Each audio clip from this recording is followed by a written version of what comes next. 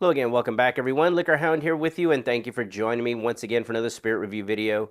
Today we're going to be taking a look at a couple of Jack Daniels, specifically the brand new Jack Daniels 12-year-old batch 3 that just came out. And so to preface it that, I want to talk about the distillery visit I did there a few months back. Jack Daniels, great distillery to go see. The tour is amazing, readily available. It's not like, Buffalo Trace is sold out 6 months in advance, stuff like that. So you don't have to worry about that hype train being ridiculous. But Jack Daniel's tour is really, really solid. You get to see exactly how they're doing it and how they've done it for, a very, very long time. And when of course, anytime you're there, go by the gift shop, see what they have. And when I was on tour, they were talking about, the new upcoming Jack 14-year-old that was going to be coming out. So unfortunately, it wasn't there at the time. And the only thing they really had was the barrel proof rye, which I'll go ahead and went ahead and picked one up. And the only thing that, different than the ones you'll probably see on your regular store shelves of these is that this one says it was selected for the White Rabbit gift shop by master distiller Chris Fletcher. Now, it was bottled at the very back end, 1010 of 24, barrel number 24-09578 from Barrel House 1-06 at 135 proof. So I haven't poured it yet because, again, ryes are very aromatic, and I didn't want that to influence the bourbon. And so price point on the ryes is always about $60, $65, I believe there. But the Jack 12, this is batch number 3, came out here in March, April, right there, 2024. I'm sorry, 2025. And this Jack 12, you'll see a lot of people talking about the new 14 that just came out, right? Everybody's excited about the 14. Well, I happened to be at a tasting the other night, and I got to taste the 10, the 12, and the 14. And no, it was not a Jack Daniel's sponsored tasting. This is just me and my friends that happened to get the other bottles. Because unlike a lot of other reviewers that get their bottles sent to them, and Jack is sending them, all sorts of stuff. Yeah, I don't ask Jack for anything, right? I could have said Jack, but I didn't ask Jack for anything. And so um, this is just something that I was able to get a call for. And that's the thing about the 12. Some of them are going to be allocated, some of them are going to be on shelves. There is a good amount of 12, there's a great amount of 10s. So 10s and 12s, if you're a little searching, you're going to be able to find probably. Now that 14 is going to be much harder to find. But to me, when I tasted through them, I'll be honest, 12 was a spot for me. 14 actually reminded me a lot of just the really good Jack barrel proof bourbons. Not necessarily Coy Hill because it wasn't up in the really high 130s, 140s. I think it was like 127 proof, 126 proof. But the thing about that 14 was the flavor profile on it was definitely Jack Daniels, 100%. There was no ifs, ands, or buts about it. And again, it reminded me of, I've had some really good Jack barrel proof bourbons, tasted very, very similar to that, believe it or not. Because again, if they age them up hot enough in those top of those rick houses, they end up getting a lot of oak influence, and that's pretty much what the 14 got to it, probably a lower rick house level, so you're getting a slower introduction to that oak. And, like I said, it kind of tasted similar, so I was like, I won't be chasing that one. Matter of fact, I really like the 12, but let's go ahead and start with it here. Jack 12, 107 proof. Okay, on the nose. Yeah, big, huge brown sugar. Brown sugar bomb. There's a little Jack on that nose, and the Jack, to me, a Jack Daniels note is banana, right? The young Jack, chock full of it. As they get older, they start going into the banana nut bread, even the barrel proof bourbons, not the 10 or the 12. They'll get into that banana nut bread. But here, when you nose this one, the first thing that hits you is this huge brown sugar backed by a big red fruit, right? And it's going to be in the berry spectrum, cherries. But these are going to be really ripe, like, oh, I would call this one like a Bing cherry. Not maraschino, not fake. Just a Bing cherry that's really ripe, real juicy. Lots of chocolate in this one, fudgy chocolate on the nose. Little orange oil and leather, bookish, a little bookish to it.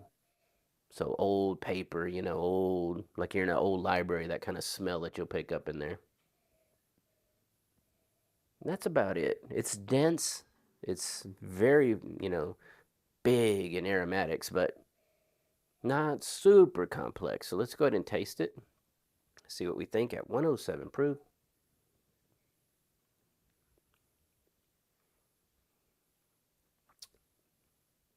Yeah, I like that a lot.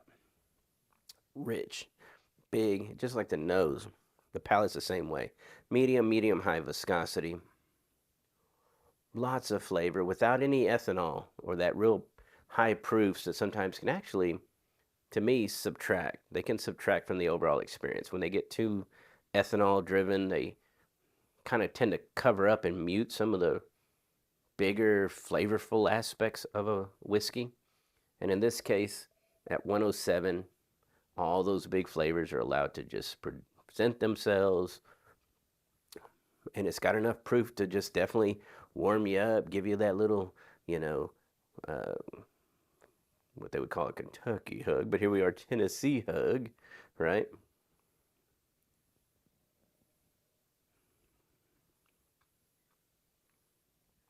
But yeah, big, just like it knows. Brown sugar, really ripe cherry right there with it, juicy cherry. And with that, big oak shows up. Bang, resinous oak. Not too bitter, lots of chocolate dropping in here on the back end. Baking spices sprinkled up on top, nutmeg, clove, just a little nutmeg, but clove mostly. Little anise in there. The big oak. There's actually, this thing has been open now for a week, 1 week exactly. And there's also like a, again, a roasted coffee bean in here, in with that big leather. But the thing that I was noticing is it's starting to develop a little bit of shaved coconut. I love that. I got a feeling when this is about a month old, it's going to be there. It's oxidizing. It's developing that nuance. There is a really nice, again, this has gone past when a bourbon matures, you know, they hit a point where they go into like a light apple cider vinegar, which is nice. You'll see that on younger bourbons anytime from 6 to 8ish. Typically, that'll have that note. And once they get past that, 8, 10, 12, for this one, for example, they'll start going into mahogany polish, into a furniture polish tone. That's where this one is. It's beautiful. There's a little bit of there's nuttiness going on. Mm. It almost has a rancio, real light earthiness to it as well. That goes with that barrel, almost like a what you would imagine an old barrel. How you know how they look was almost how they taste. A little dirt earthiness to it. That's in there, but it's underneath all that big brown sugar and all those fruits. The nuttiness in here that's very, I guess it's in there with that kind of rancio tone, that earthy, nutty tone, is more like, oh, how would I describe that one? That one is more like toasted almonds, is how I would describe that one. Toasted almonds, maybe a little bit of pecan in there with it, but it's not really, and a couple peanuts. There's a couple of peanuts in there, but it's definitely not peanut heavy. Because when I think of peanut heavy, it's like Beam, Heaven Hill nowadays tend to have a lot of that going on. It's nothing like those. Way more controlled here, but the depth of flavor is incredible.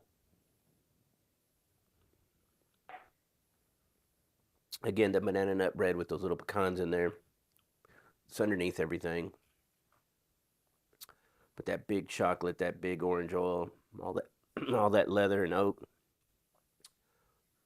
Yeah, that's a really solid old bourbon. Finish just rolls and rolls and rolls.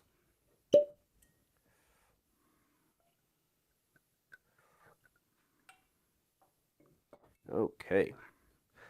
Golly. Yeah, chocolate leather oak. Just huge on the finish.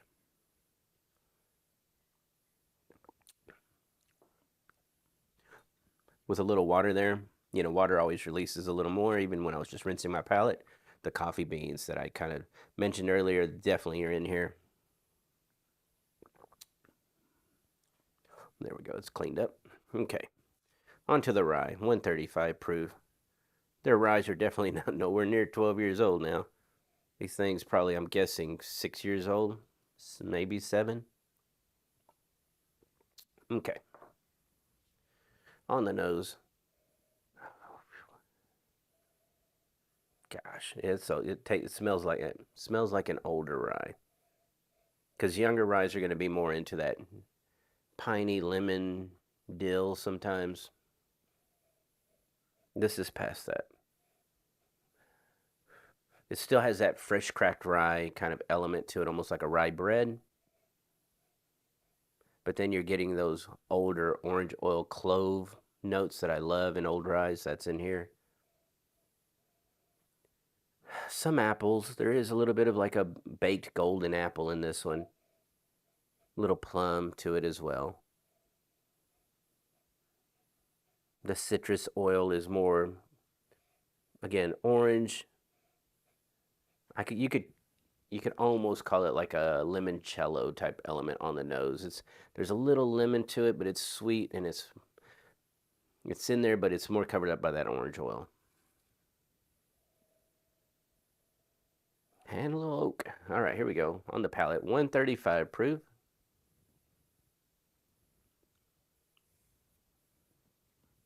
Medium high viscosity. Wow, really viscous. That's nice. It's amazing how that proof, again, once again, a high proof spirit will typically hide a lot of elements that are in the whiskey. And this one hid a lot of the herbaceousness that this one has on the palate off the nose. Couldn't nose them. Try to blow it out and see if I can reset it. Yeah, really not on the nose, but when you taste it, this is more of a caramel sweetness. Get hit right away with a rich rye slash eucalyptus spearmint, light spearmint, but more rye bread. I would call it rye bread with those notes. There's a little thyme element to it on the herbaceous tones, lemongrass, then that big oak leather orange oil component is in there. Yeah.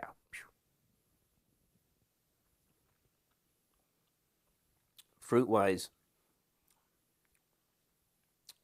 it's that baked apple, that baked golden apple thing is in there. But the thing is that all those herbaceous tones are riding on top of it. So you'll get like almost think baked apple pie, but then you've got the tarragon, the thyme, that little eucalyptus, that spearmint. Those things are riding up on top with it. Clove, that orange oil, and that oak. And I'll be honest, this one, the finish kind of rides a little touch short. This thing has a much longer finish. And it kind of calls you back. It's one of those things where you're enjoying it, but a lot of those cool, nuanced flavors up front kind of die off. It leaves you just with that kind of oak and a little bit of like a grapeseed oil, because it's very viscous. Leaves you a little bit of that on the finish. And the oak, yeah, that oak. And then you just kind of want to go back at it. Got to be careful though, it's 135 proof. Now, we'll say 135 proof will survive some water, so I'm just going to dribble a little bit in there. That was probably the equivalent of 8 drops of water. See what happens when we lower that proof. Okay, now I'm guessing at from 135 with that volume, maybe down to like 129, 125, somewhere in there. I always have to give it time because, again, chemical reaction happening here. First thing, if you were to just dump water and start sipping, you're going to get that oak and that spice. That's the only thing that you're going to get. It's going to kill you. So I've got to give it a minute to rest. All right. Sweeter. That baked apple pie has now come to the forefront on the nose. Wow, really sweet. That water brought out a lot of sweetness. Let's taste it again, see if it changed anything there.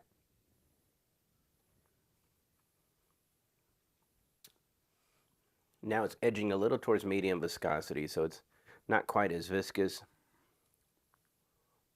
A little more rootish tone came out now.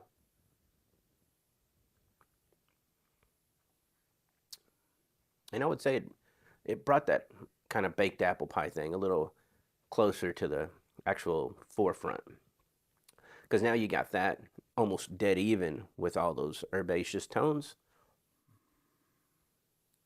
Spice is actually bumped up a little bit, but again, if I'd let that rest a little bit longer, that might have calmed back down a little bit.